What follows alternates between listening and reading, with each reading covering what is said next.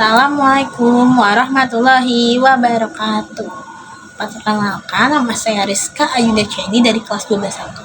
Di sini saya akan menjelaskan tentang materi evolusi. Selamat menyaksikan.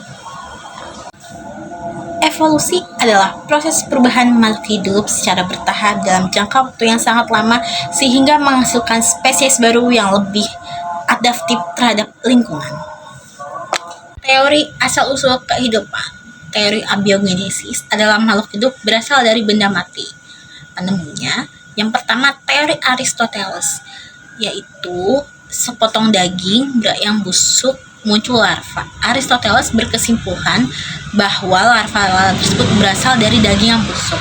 Yang kedua, ada teori netral, yaitu memanaskan kaldu dalam lampu, namun tidak sampai mendidih, lalu kaldu dibiarkan dan menjadi keruh, sudah berisi mikroba.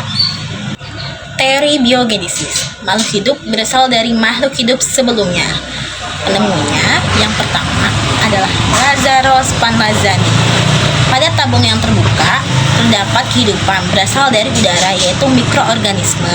Pada tabung yang tertutup tidak terdapat kehidupan. Hal ini membuktikan bukan dari air kaldu. Yang kedua, Francesco Redi.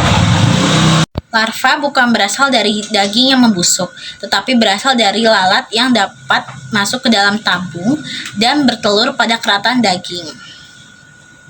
Yaitu ada teori evolusi. Yang pertama, teori lama. Perubahan tersebut diwariskan ke keturunan berikutnya. Yang kedua, teori Darwin. Makhluk hidup yang memiliki sifat terbaik akan bertahan hidup dan berkembang biak. Yang ketiga, teori August Weismann, perubahan sifat akibat pengaruh lingkungan tidak akan diwariskan. Selanjutnya, bukti-bukti evolusi adalah 1. Fosil, menunjukkan perubahan bentuk makhluk hidup dari zaman ke zaman. 2. Anatomi perbandingan, sama struktur tubuh menunjukkan hubungan kekerabatan.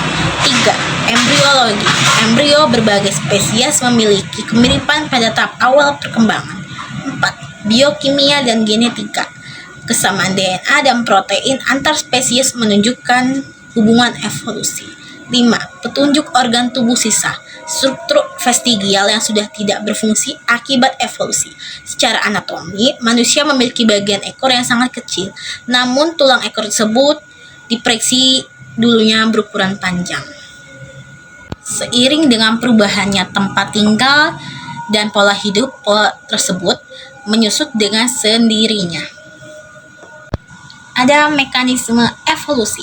Pertama, mutasi, perubahan materi genetik yang menciptakan variasi. 2. Seleksi alam, yang menentukan organisme yang lebih cocok untuk bertahan hidup. Yang ketiga, rekombinasi gen, mekanisme penting untuk terjadinya evolusi karena dapat menghasilkan variasi baru. Hal ini berlangsung terjadi melalui perkembangan generatif. 4. Migrasi, perpindahan individu dari satu populasi ke populasi lain. 5. Genetic drive atau perkembangan generatif, perubahan frekuensi alel dalam populasi kecil secara acak. Faktor-faktor yang mempengaruhi ada eksternal dan internal, yaitu berupa seleksi alam dan genetika. Sekian materi evolusi yang sudah saya sampaikan, kurang lebihnya mohon maaf.